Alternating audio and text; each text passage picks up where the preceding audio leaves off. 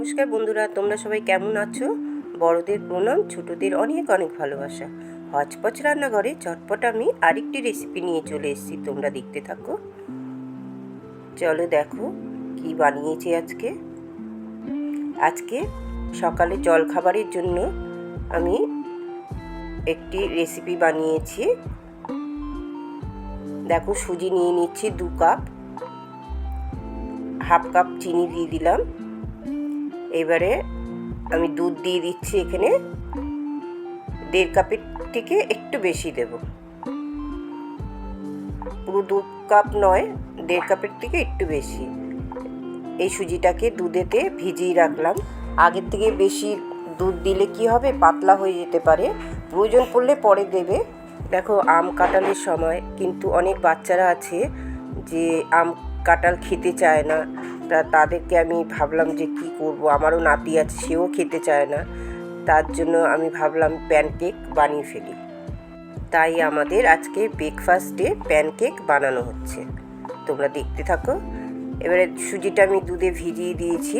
এইদিকে দেখো, আমটাকে কেটে নিচ্ছি।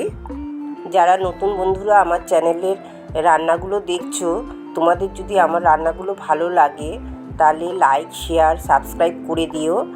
আর অল বাটনটা প্রেস করে দিলে নোটিফিকেশন সবার আগে তোমাদের কাছে পৌঁছে যাবে যখনই আমি একটা করে রান্না ছাড়বো। আমগুলোকে এইভাবে কেটে আর চামচ দিয়ে কেকে বার করে নিচ্ছি।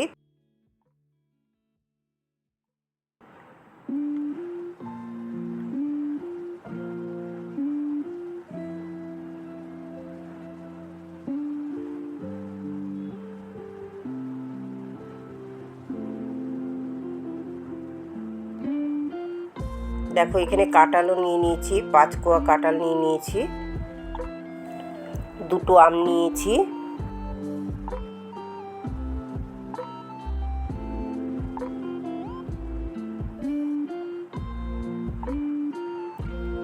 এবারে আমি মিক্সির জারটা নিয়ে নিচ্ছি।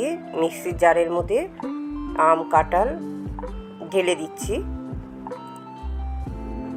বন্ধুরা, তোমরা একবার এইভাবে বাড়িতে বানিয়ে খেয়ে দেখো, বাচ্চা বড় সকলেরই খুব ভালো লাগবে। এবারে দেখো, সুজিটা যে আমি দুধে ভিজিয়ে রেখে দিয়েছিলাম, এটা আমি 10 মিনিট ভিজিয়ে রেখে দিয়েছিলাম। এবারে আমি গ্রাইন্ডারে সমস্ত ঢেলে দিচ্ছি।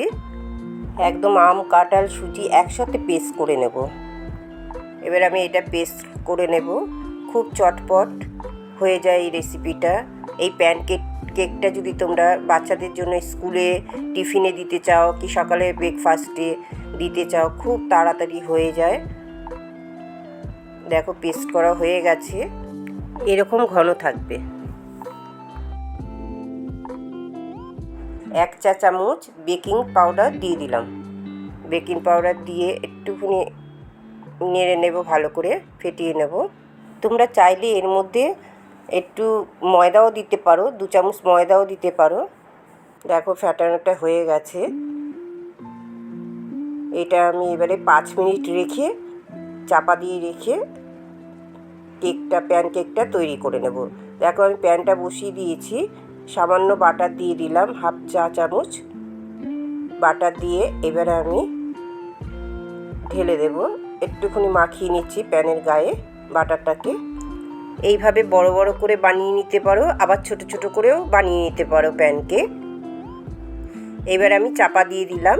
চাপা দিয়ে 2-3 মিনিট রাখতে হবে। গ্যাসের ফ্লেমটা কিন্তু তার আগে লো করে দিতে হবে, একদম লো করে 2-3 মিনিট বাদে উল্টে দিতে হবে আবার ঢাকাটা খুলে। দেখো, প্যানকেক রেডি। আবার আমি একটু চাপা দিয়ে দেব। এবারে হয়ে গেছে, নামিয়ে নিচ্ছি। দেখো, 2-3 মিনিটের মধ্যে আমার প্যানকেক হয়ে গেছে। আবার আমি একইভাবে বানিয়ে নেব প্যানকেকগুলো। এইভাবে যদি বাচ্চাদের বানিয়ে দেওয়া হয় না, দেখবে একটাও প্লেটে পড়ে থাকবে না, খুব আনন্দের সাথে খেয়ে নেবে। আমার নাতি তো বলবে আমি আম খাবো না, কাঁঠাল খাবো না। আমি বলি, তুই আম কাঁঠাল খাবি না তো দাঁড়া, তোকে আমি খাইয়েই ছাড়বো। যখন বানানো হয়েছে ওকে খেতে দিয়েছে, এত ভালো খেয়েছে। বন্ধুরা, তোমরা একবার এইভাবে বানিয়ে খেয়ে দেখো, খুব ভালো লাগবে, বাচ্চা বড় সকলেরই ভালো লাগবে। চকলেট সিরাপ দিয়ে দিলাম, তোমরা এর উপরে মধুও দিতে পারো, বেশ ভালো লাগবে খেতে। বন্ধুরা, আমার এই রেসিপিগুলো তোমাদের কেমন লাগছে, যদি ভালো লাগে তাহলে একটা লাইক দিও, আর কমেন্ট করে কিন্তু জানিও কেমন হয়েছে আমার এই রেসিপিগুলো। বন্ধুরা, তোমরা সবাই খুব ভালো থেকো, সুস্থ থেকো, আনন্দে থেকো, আর আমার এই ভিডিওগুলো শেষ অবধি দেখার জন্য তোমাদের অনেক অনেক ধন্যবাদ।